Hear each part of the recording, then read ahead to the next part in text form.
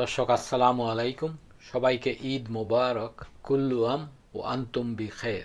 যে যেখান থেকে ভিডিওটি দেখছেন আপনাদের সবাইকে ঈদের শুভেচ্ছা।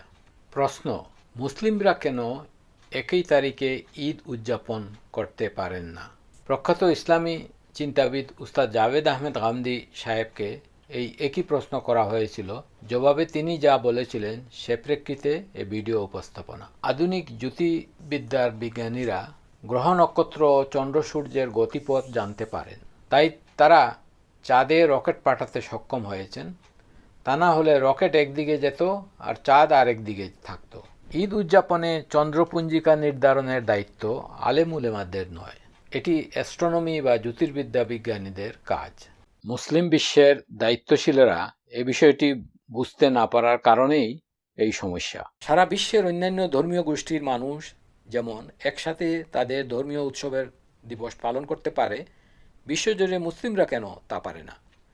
এ প্রশ্ন প্রখ্যাত ইসলামী চিন্তাবিদ উস্তাদ জাভেদ আহমেদ গামদি সাহেবকে করা হয়েছিল। তার জবাবে তিনি যা বলেছিলেন সেটি তার ভিডিওতে শুনতে পাবেন একটু পরে। তো ভিডিওটি উর্দুতে, তবে আমি যা বুঝেছি সে আলোকে কিছু কথা রাখছি।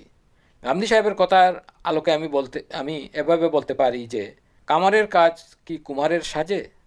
অর্থাৎ যার কাজ যেটি নয় তাকে দিয়ে সেটি করাতে গেলেই সমস্যা। দেখেন, গ্রহ নক্ষত্রের গতিবিধি আজকের যুগে বোঝা বা গবেষণা করা হচ্ছে অ্যাস্ট্রোনমি বা জ্যোতির্বিদ্যা বিজ্ঞানীদের কাজ, সেটি মৌলভী হুজুরদের কাজ নয়। আর এখানেই হচ্ছে সমস্যা। তাই সর্বপ্রথম একথাটি স্মরণ রাখতে হবে যে সূর্য, চন্দ্র, মাস কখন শুরু হবে এ সম্পর্কে সিদ্ধান্ত নেওয়ার অধিকার কেবল জ্যোতির্বিদ্যা অ্যাস্ট্রোনমি বিজ্ঞানীদের রয়েছে, এবং সে যোগ্যতাও তাদের রয়েছে, ধর্মীয় কোনো আলেমের নয়। আর এটি দ্বীন ইসলামের শরিয়ার কোনো বিষয় নয়। আর চাঁদের মাস শুরু হয়েছে কি না সেটি বুঝতে যে প্রক্রিয়া কোনো বিশেষ যুগের ব্যবস্থার সাথে চিরদিনের জন্য বেঁধে রাখার বিষয় নয়। সেই হাদিসের কথা আপনাদের অবশ্যই স্মরণ আছে যে রমজান মাসে যদি 29 তারিখে চাঁদ দেখা না যায় তাহলে 30 তারিখ অবশ্যই ঈদের দিন হিসাবে গণ্য করা হবে, এবং এক্ষেত্রে চাঁদ দেখার দরকার পড়ে না, এই কথাই হাদিসে বর্ণিত আছে। এখন আমি যদি আপনাদেরকে প্রশ্ন করি, 29 তারিখ আকাশে চাঁদ না দেখা গেলে 30 তারিখ কেন আকাশে চাঁদ দেখা যাচ্ছে কিনা তা না দেখে ঈদ পালন করা হয়? এর উত্তর হলো, সেই সময়ের মানুষের জ্ঞানে এটি ছিল যে চন্দ্র মাস 30 দিনের বেশি হতে পারে না। 29 দিনে হতে পারে, তবে 30 দিনের বেশি হতে পারে না, এবং সেই হিসাবেই তখনকার জ্ঞানীরা দিন পঞ্জিকার হিসাব নিকেশ করে সেভাবেই চালু করেন। সুতরাং 29 তারিখ চাঁদ দেখা না গেলে নিশ্চিতভাবে 30 তারিখ থেকে চাঁদের মাস শুরু হবে। এই জন্যই হাদিসে এসেছে 29 তারিখ চাঁদ না দেখা গেলে কিংবা আকাশে মেঘ থাকলে চাঁদ দেখা না গেলে 30 তারিখ অবশ্যই ঈদের দিন হবে। এক্ষেত্রে চাঁদ দেখার কোনো প্রয়োজনও নেই।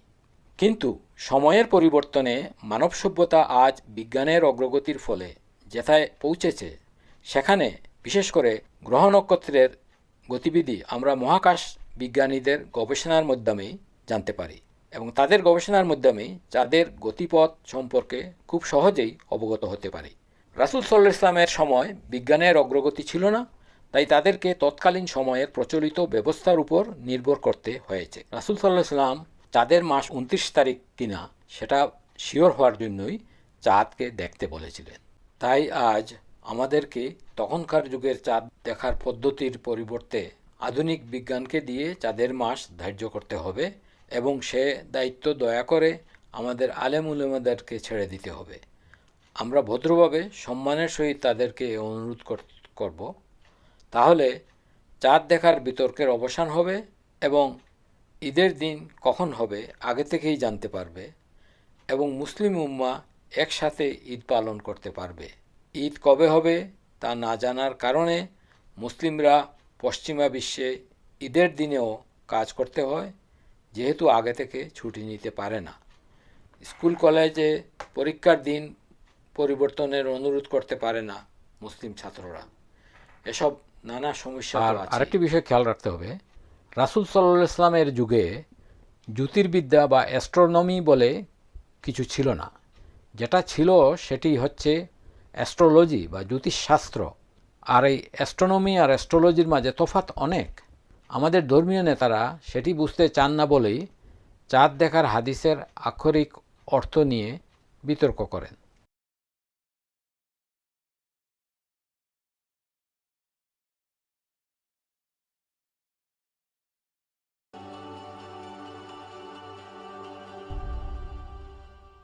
देखिए जी, जब तक मौलवी जिंदा हैं एक ईद तो नहीं हो सकती।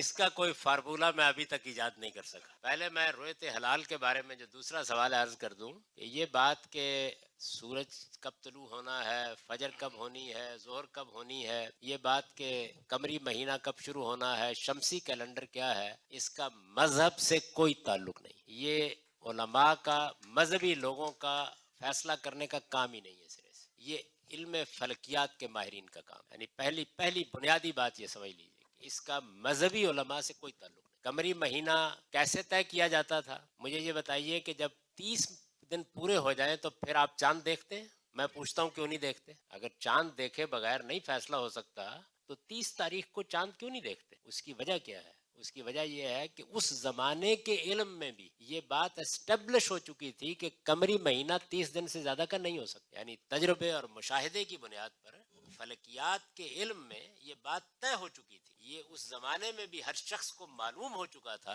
कि कमरी महीना 30 दिन से ज्यादा का नहीं हो सकता, लिहाजा कोई चांद नहीं देखता। कभी कभी 29 के मामले में आपको मालूम है कि 29 दिन और कुछ घंटों में चांद की पैदाइश का अमल हो, तो इसमें फर्क वाक़ हो जाता था। उस जमाने में एक ही तरीका था और वो ये है कि उफ़ुक़ पर चांद देख लिया जाए। इस ज़माने में अब इल्म फलकियात के माहिरीन इस पोजीशन में आ गए हैं कि वो आपको 1000 साल का कैलेंडर बना के दे सकते हैं। तो इस वजह से जो लोग इस पर इसरार करते हैं वो ना हदीस का मतलब समझे हैं, ना पैगंबर के मनसब को समझ सके। खुदा के पैगंबर इल्म फलकियात के मसले हल करने के लिए नहीं आते। हमें कुरान ने हुक्म दिया है रमज़ान में रोज़े रखो या रमज़ान के इख्तिताम पर ईद करो। ये रमज़ान कब आएगा, कब जाएगा, इसको इल्म की रोशनी में तय किया जाएगा। आप ये देखें कि हमारी नमाजें भी तो सूरज के ढलने के औकात के साथ है। रिसालत मआब सल्लल्लाहु अलैहि वसल्लम के ज़माने में ये आपको मालूम है कि एक टाट का बोरिया डाल दिया जाता था मस्जिद नबी की दीवार पर, उसके साये से जुमा का ऐलान किया जाता है। क्या आज भी आप यही करते हैं? यानी अब हमारे हाथ पर घड़ी बंधी हुई है,